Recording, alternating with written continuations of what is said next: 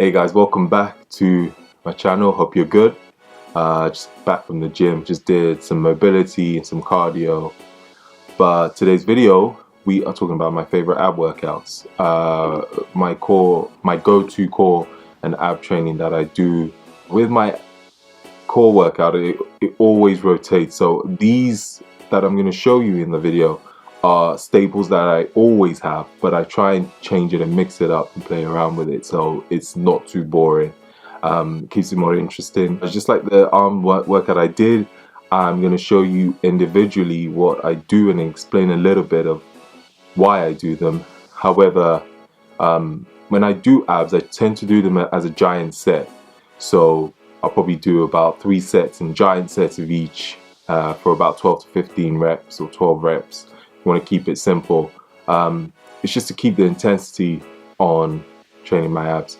I always like to train them either before a session, so let's say before a bodybuilding session, or I make time to train them when I do my mobility workouts as well. If you're going to train your core and your abs, train them seriously. Train them as much as you would train your chest, your biceps. Put as much intensity into training your core as you do training every other body part. So prioritize them. Having a strong core, not just having abs, visible abs, but a strong core, which is all around the stomach, helps with overhead pressing, it helps with squats, helps with deadlifts. A lot of Olympic movements, we need a strong core. So let's get to the video and I'll explain to you my favorite workouts. So first workout, we are going to be doing the broom sweep. Now this is a classic that it's been around for a while. I do these to target my obliques. Now a lot of people tend to use weights to do obliques, so side crunches. I don't do that. I don't do anything that's weighted when it comes to oblique sessions. Every time I twist either to the left or the right, take a deep breath in before you twist and then out and squeeze your obliques hard you can every time you twist. So making sure that you're not just going through the motions, you are actually contracting the muscle, especially your obliques, every time you twist to the left or to the right. I usually tend to do about 3 sets of these and stick to about, I would say, 12. So alternating each side. The hanging leg raises is a pretty difficult one for a lot of people, but if you can get this right, it's great for developing your core. So keeping your legs straight, taking a deep breath in before you go up, before you take your legs up, and deep breath out. Now I like to take my legs all the way up, almost towards the bar. I can really work my core a lot more by taking my legs all the way up. Try not to swing too much. That's another rule. Too many people swing a lot on this workout, so try and keep it nice and controlled. Contract your lats because that would help you stay up.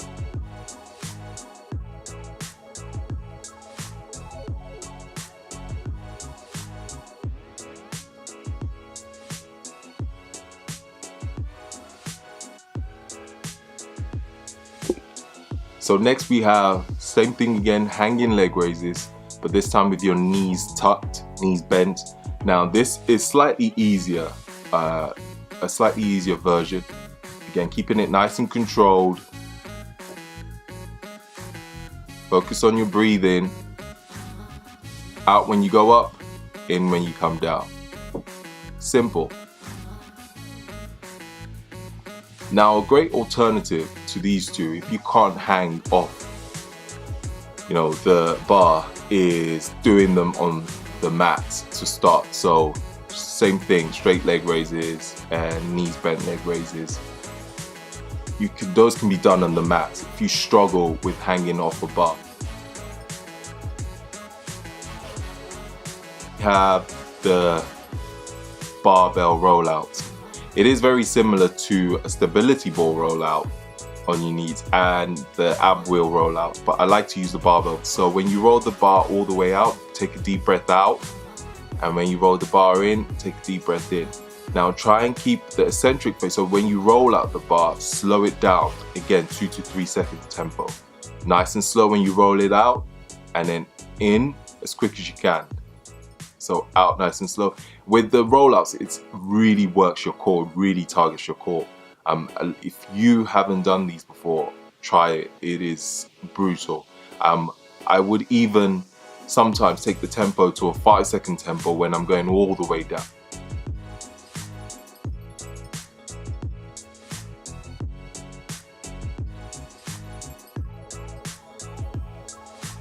Okay, so next we have the rings pike. Now this one is, again, a difficult one, but it really is one of my favorites when it comes to working my core and my abs as well. It's a tricky movement to do. I'm using the rings, but you can use a stability ball as well to do these if you find it difficult to use the rings, or you can use a TRX rope. With this, again, tempo is key. So make sure when you go up, you breathe in, keep it nice and steady. When you go out, you breathe out, and then you come all the way out. So you want to try and make sure that your whole body is aligned in a straight line when you come back down. Again, nice and controlled, keeping the tempo again to about 2 to 3. I would also, with where I place my hands, I always try and make sure that I place them shoulder width apart. But these are amazing for your core. So if you haven't done these, try them. You can start with a stability ball, and then you can, progress up to using the rings. Next, we come to the V-ups. Now this, you are going to be starting with your feet off the floor, your hands off the floor, as you can see in the video, and you will slowly try and bring those two together. So feet off the floor, hands off the floor, and come up and meet with each other. So deep breath in when you're down, and breathe out when you come up. When you breathe out when you come up, squeeze your abs. So deep breath in and out when you come up. Again, try and keep the tempo nice and controlled. No rushing it, no rushing the movement. That's one of the most important things I would say when it comes to core. Don't rush the movements.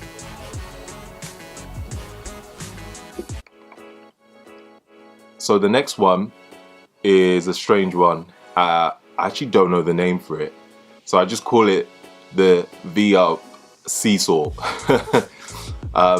This one, again, you start with, if you notice how I started in the beginning, you crunched up almost into a ball, and then you open up and out into the V-up position as you saw before. So feet off the floor, hands behind you off the floor as well. And you almost do you're almost going to be rocking back and forth without touching the floor, without your legs, feet touching the floor, and your hands. So you're just in a rocking position. As you can see, my abs are continuously contracted throughout the movement. So you're almost trying to stay on your glutes and your lower back as you rock back and forth. Again, this one you have to be careful. It is quite difficult to get right. It's one that I'm actually still learning to really get right. But again, I dare you to do these and your abs will be sore, insanely sore. And these are great also for your lower back. So again, 12 to 15 reps. Try and keep it nice and controlled. Don't rush it. It's not a race.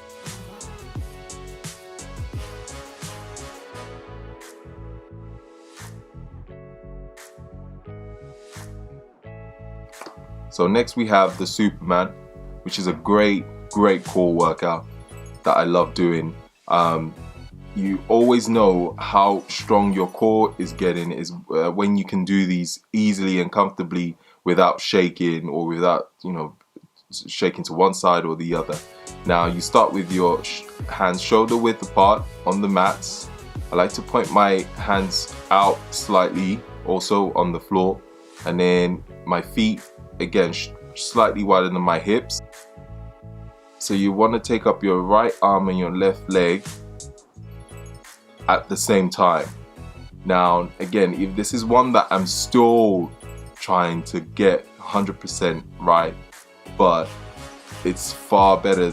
It's such a great test to how strong your core is getting. Again, so try and do these. I try and keep to about 12 reps, alternate each side, or you can stick to one side and you do 6 on one side and then change to do 6 on the other side. If you want to make this harder, someone told me to do this and I thought it was ridiculous, but close your eyes and do them. It makes it a lot more difficult, but actually makes you focus a lot more on the movement. What I've also done is put an easier version. So this one will be on your knees. Same principle. And then when you can really get the hang of it on the easier version, you can progress up to the harder version. So the Superman.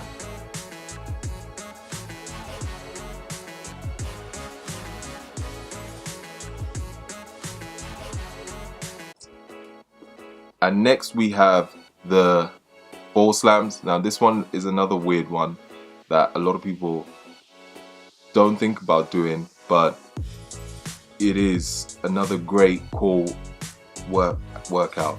Now you're not just slamming the ball without any thought, so there's a point to this workout. So before you slam the ball, when you take the ball up, take a deep breath in, and when you slam the ball down, you want to crunch down with your abs and then slam the ball. You should be crunching in before you slam that ball down.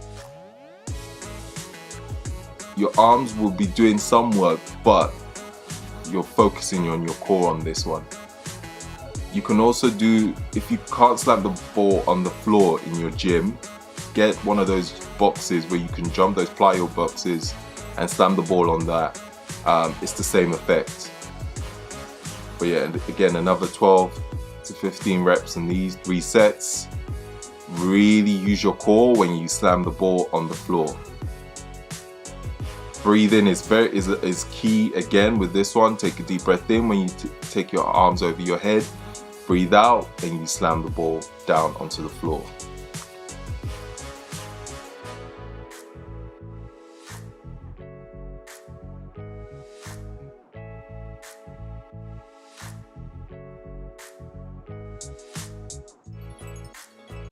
So there you have it. Before I sign off, just again reiterate the point of it's not a race when you're training your core. Intensity, yes, but time under tension is very important when you train your core and your abs. Train them just as hard as you will train every body part, so remember that. Play around with the tempo, 2 seconds, 3 seconds of the eccentric phase of all the movements. Focus on breathing when it comes to training your core. That's another one that's very important. And finally, if you're finding certain movements difficult, I suggest, start with an easier version, as I've explained on some of the workouts, and then build up to a more difficult, the more challenging part of the workout. So don't, try and force certain movements if it doesn't feel right. If you have lower back pain when you're doing certain of the ab workouts, some of it will be discomfort, and that's to be expected. So just remember that.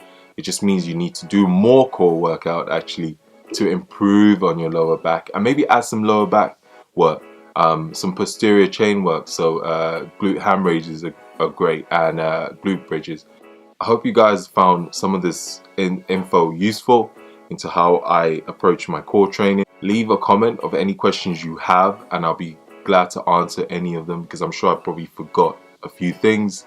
Thank you for subscribing. If you haven't subscribed already, don't forget to do so.